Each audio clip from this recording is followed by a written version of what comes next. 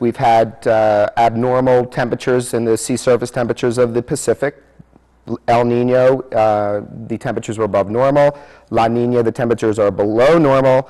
They both have influence on the northern Sierra and storm tracks. La Nina tends to be enhanced storm flow into the southern part of the state. La Nina tends to go into the Pacific Northwest. We are always on the cusp of either side.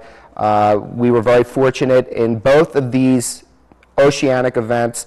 We were able to get basically above normal precipitation in the Sierra out of the last 6 years, actually. 6 years, right? It's been 6 years. And so dendrochronology records go back to 1601. And from 1601 to 1606, we had 6 consecutive wet winters. 1801 around to 1806, 6 consecutive wet winters.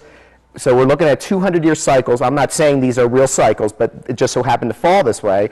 And also now we've just come out of 6 consecutive above normal precipitation values in the high Sierra, not necessarily in the Truckee Tahoe Basin, but in the high Sierra. So if this year comes in above normal in the Sierra index that we use, that will be 7 wet winters in a row, unprecedented in 400 years. That'd be a record setting. I'll take it. I love it. Okay, now I love records. Now, since you brought that up, before the cameras went on, we were talking about where your areas of study are, and you pay attention to the western the west slope of the Sierra. Yeah. And why don't we talk a little bit about how that differs from the east slope and why? Well, primarily the west slope of the Sierra is enhanced precipitation values due to orographic uplift, and that is where the atmosphere is forced up the west slope of the Sierra. Now, the thing you have to think about, the Sierra itself is what they call fault block uplift. It is a large mass of earth crust that tilted up. We are on the east side of that tilt. We're on the dry side. Nevada is on the extreme dry side, the driest state in the United States, primarily because the Sierra takes all the precipitation out as it comes off the Pacific. So you have this long graduated west slope from the Pacific Divide up on the summit all the way down to the Sacramento Valley that wrings the moisture out.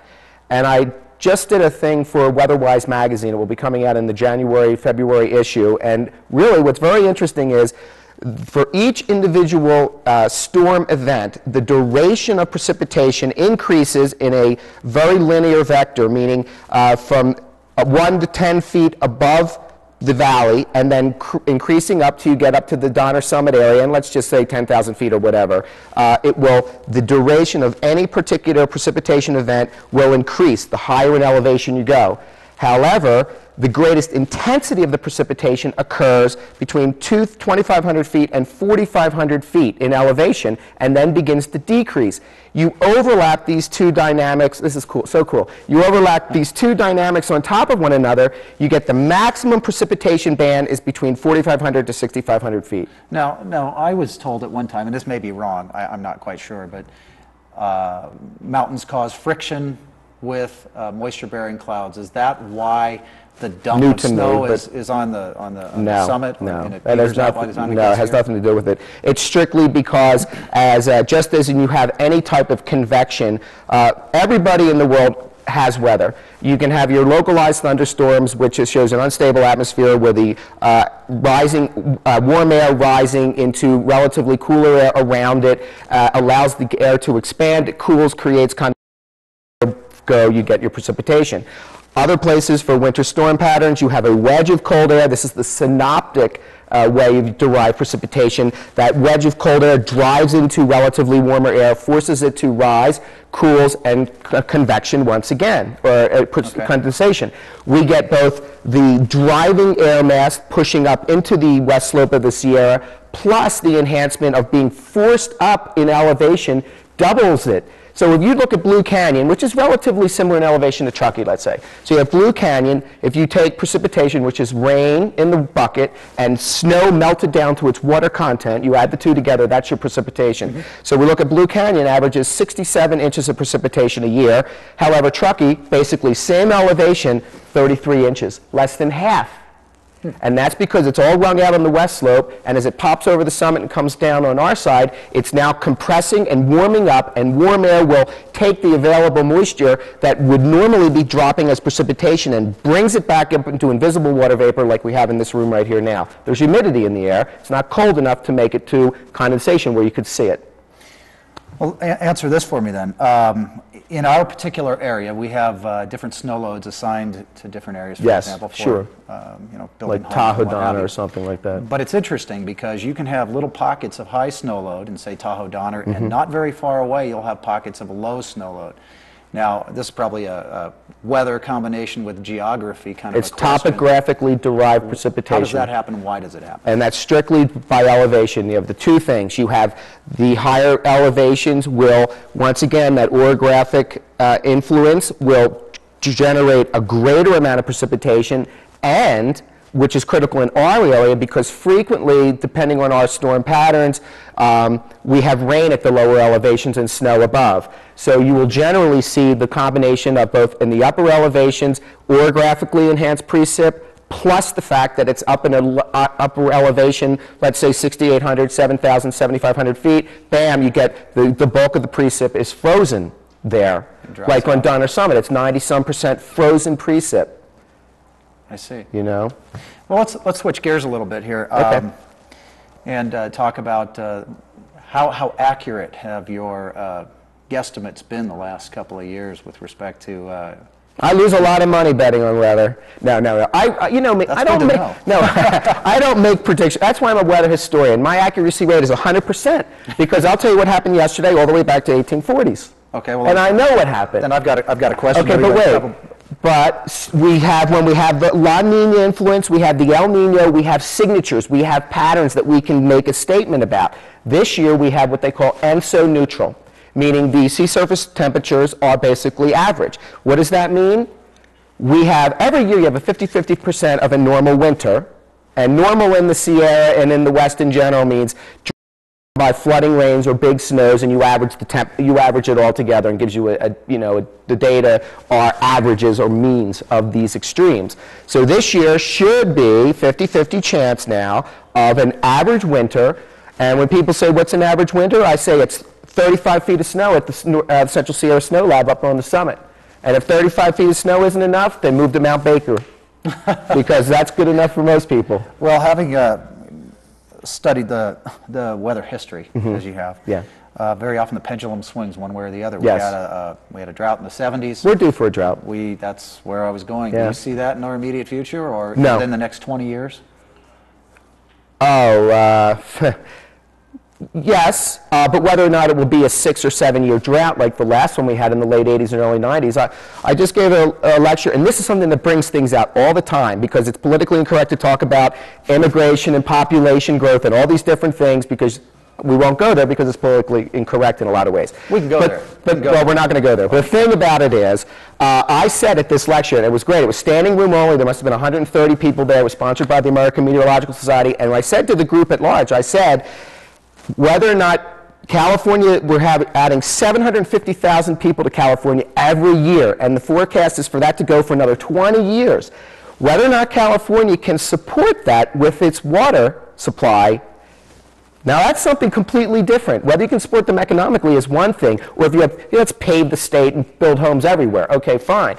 But whether or not there will be water for everybody, we'll see. Now, the next time we go into a 5 to 6 year drought, and there's another 10 million people with their hand on the faucet, we'll see what happens. It'll really stress things out. Now, along those lines of you, I've heard that Las Vegas, which is one of the fastest growing cities or communities in the nation, is almost growing without any respect to their water. They're pumping their aquifer. They have a lot of subsidence problems. Everybody's got to keep drilling their wells deeper and deeper and deeper. These are all unsustainable growth patterns, absolutely. I'm a geographer, and there's a lot to it besides just the weather, and these are all unsustainable patterns, and there's no doubt in my mind. Well, let's take just a second here. You're much more than a weather historian. You do a lot of different lectures on history and history topics. Now, you have a website that people can reach you at. Is that strictly for weather, or is that just in general? Oh, I have a lot of weather on it, and I'm posting my stories. weather-related stories, ski history stories. I just posted one about skiing in Berkeley in what year was that? 1930-something. They loaded 19 boxcars filled with snow on Donner Summit and dragged it down to Berkeley and made a ski jump right on campus. Only in Berkeley. Only in Berkeley. But this is how they were developing the interest in skiing, to get winter sports enthusiasts to come to the Sierra. It was part of how to do it. They had it in LA, in the Coliseum in the 40s. You know, they don't do stuff like that anymore, but it was really quite cool. And but on my website, the website is The Storm King. The Storm King. The Storm King. You have all to have one word. All one word. Great. I don't think it's case sensitive. And you can. I have snowfall charts from Donner Summit from 1878 to now. The snowpack for each year and the amount of snow that was received. I've got the climate data for Tahoe City and Truckee, precipitation and temperature averages by the month. What else did I put up? Oh, I just recently put together all of the Sierra snowfall records. 24-hour, month, single storm, whole season, all these superb records. Going it's back great. how far? To the beginning. To the beginning of To my beginning, your beginning, 19th okay. century. 19th Now century. let's talk about some historical notables.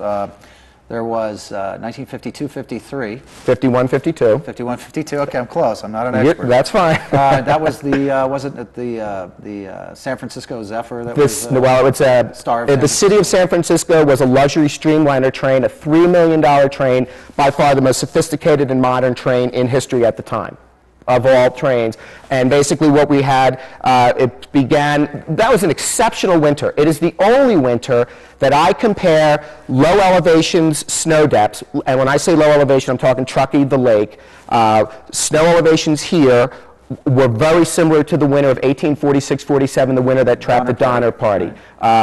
Because the winter of 68-69, another exceptional year. It was like 30 feet deep up near on the summit, but down below, no. But in the winter of 51-52, very stormy November, had 100 and some inches in December, so we came into it hard, and then in January 13th, we were like 3 days into a 7-day blizzard. It was snowing, 90-mile-an-hour winds, epic proportions of this, and they held the regular trains and they tried to run the city of San Francisco through. It got bogged down in snow. They couldn't back it out. It was not being accompanied by a rotary, which it really should have been at the time. No, it got stuck somewhere where, at Nyack? No, Yuba Pass. Yuba Pass? Yeah, it's out by Yuba. So it was west of Donner Summit. How long was it trapped? And I know that there were many people on there. 226 passengers and crew. Right. And, yeah. And they were there for how long? They were there for 3 days. They broke them out on the morning of the 4th morning. The storm actually let up briefly. But there were hundreds of people all poised around. Oh, there's a picture of them coming out. And you can tell by that picture that there was a lot of officers on board because it was the Korean War. Mm-hmm. So they were being sent to Oakland to be shipped out to cross the Pacific. I see. Yeah. Now, you mentioned the Donner Party, 1846. Mm-hmm. Was that a similar winter to 1951-52? Or yes, it had its own personality? Oh, it did have its own personality. They all do. But, it's funny because this year has been very interesting because in October, Squall, if you looked I checked their website out, Squall at the 8,200-foot level picked up 44 inches of snow, I think, in October. And that might have counted the 3 inches that fell on Labor Day weekend this year. Yeah. So we had snow in September, we had snow in October. Now, of course, it's not enough to hold back a wagon train. I mean, it wouldn't be enough because it came in a little bit here, a little bit. Donner Party arrived at Donner Lake, was Truckee's Lake at the time, we changed the name, yeah. But there was already 3 to 5 feet of snow on the summit, and that's Halloween. And that's very unusual. We had 2 pretty good storms that came in the 3rd week of October, set that pack up early. The wagon train gets here. They weren't going anywhere. They weren't going anywhere. Yeah, we can get bogged down in that story for the rest of the show if we got stuck there. Well, let's switch gears anyway. Sure, let's do it. You're more than just a weather historian. You're a historian. I'll hold your book up here. This is Sierra Stories: True Tales of Tahoe. That's the volume 1. Yeah. Mark McLaughlin. If we can get a close up on this, I don't know if we can do that so folks can see it. And there we go. And I've actually read this book before I ever met you. I'm impressed. Okay. Before I met you, yeah. So it was very. So you didn't even read it out of guilt? No, I didn't read it out of guilt. Not at all. But you're working on some other books. No, yeah, I've got that last year. Are they the same books, or did you finish them? Well, I'm working on an energy book, but that's unrelated to our area. Okay. That's going to be a national thing. But I am working on a train book that will be out in time for Father's Day next year, hopefully by May, and it's called Taming the Iron Horse. Train Adventures in the Wild West, and it's going to be a whole compilation, kind of like my Sierra stories, but all train themed, and just great adventure stories. People love trains. They just love it. Now, you can include, a lot of folks don't realize that there was a narrow gauge railroad that the Bliss family built from Truckee to Tahoe City. Do you cover that in that book? Well, I want to, and I'm still shopping for a dynamic story. I could just do a little profile on the historical aspects of it, and if I get stuck and can't find something great, but I'm looking for drama. I've got Charles McLaughlin in 1880, in the winter of 1880, he gets into a Bucker snowplow and they take him up in a blizzard and he writes about it. Actually, the train derails, he falls out, and all these different things happen. So I'm looking for real excitement, real dynamic stuff. And, you know, I can't make it up because I'm nonfiction. I write nonfiction. And the beauty of it is we have so many great characters around here and so many great stories. I think by embellishing or adding and fictionalizing takes away from the beauty of it because they're already great, and it happened. Now, did you manage to visit Truckee's Railroad Days this year? I was in, somebody flew me down to LA for a lecture, so I was out of town. Probably an unfair question, putting you on the spot. That's okay. Now, you're working on some other books. Well, I do have my Reign of the Sierra Storm King. That book is the weather history of the Sierra Nevada, and that's probably still a year away. Now, that was the first book I ever wanted to write, and it'll probably end up being my 5th or 6th. But the thing about it is, I'm glad that I waited because I've gotten so much more information. The book will be much better for the wait.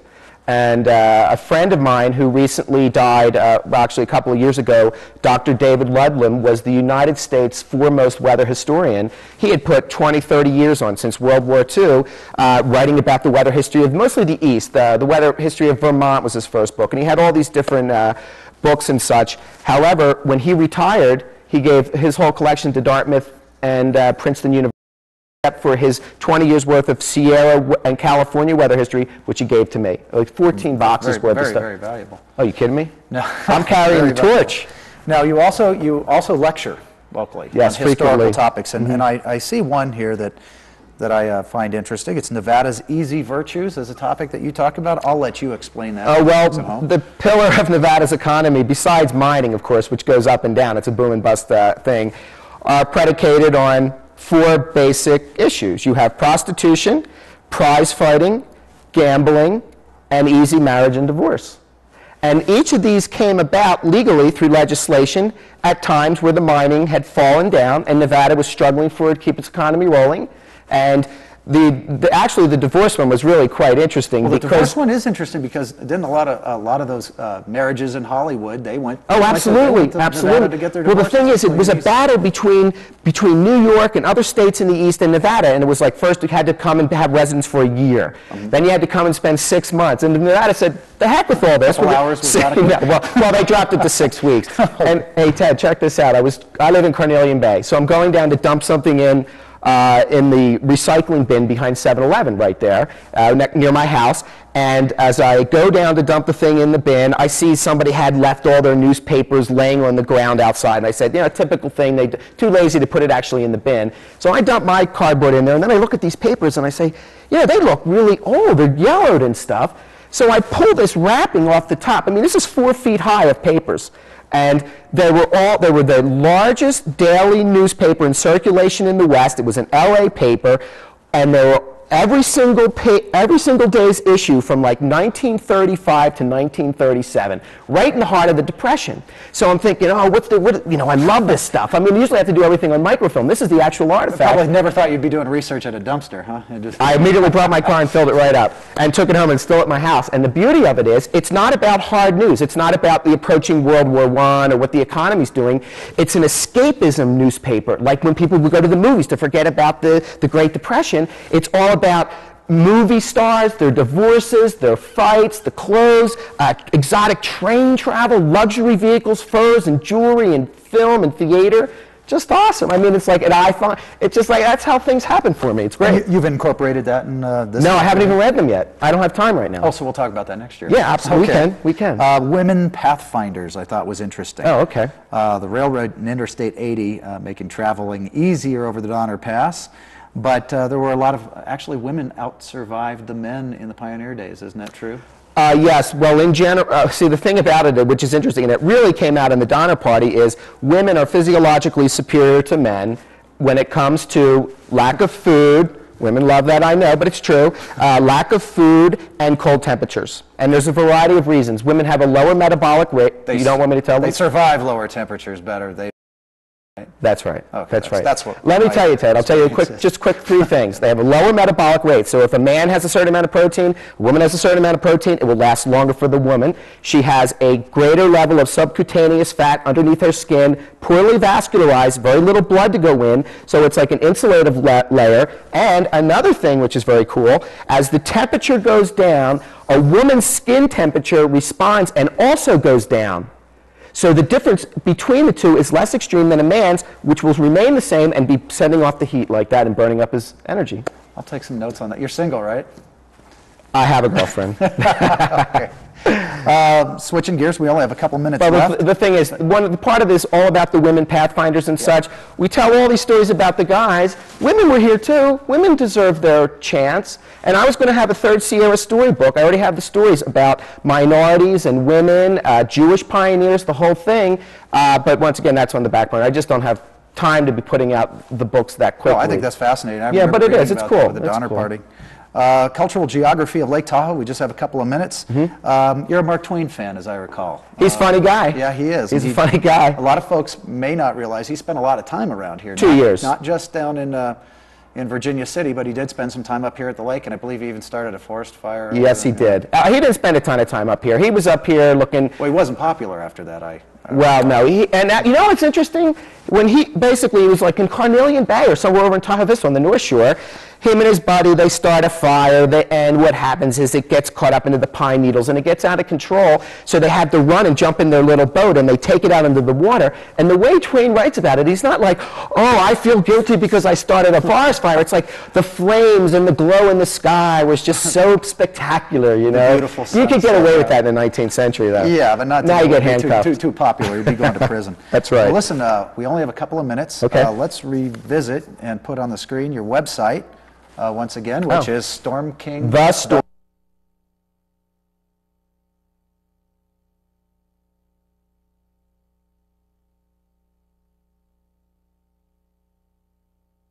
It's going to be coming out in Weatherwise magazine. I think I mentioned in the beginning of the show. You can check that out before publication. He's going to edit some stuff. I talked about the latest. Quickly, for the folks at home, Weatherwise magazine is not usually on my coffee table. Where would I get a copy of it? Oh, man, I don't know.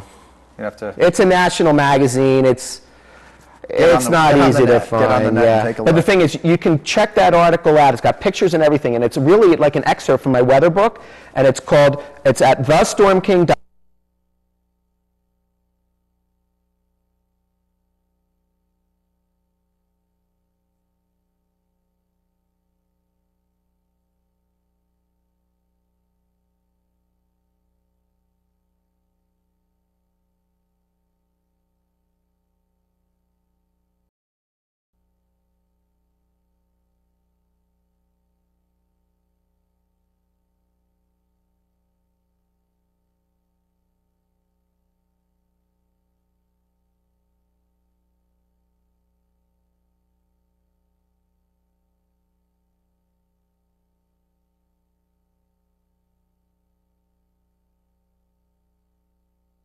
So lead time is important.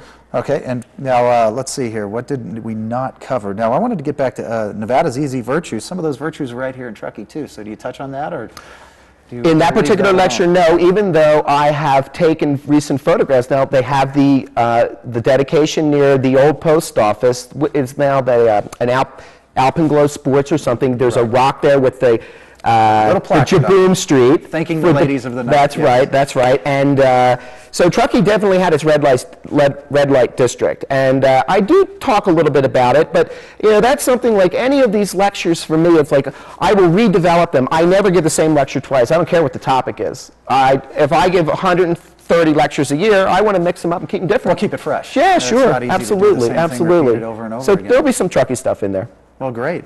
Really appreciate your being here again this year. So we're counting on a heavy winter. And did I forecast that? Okay.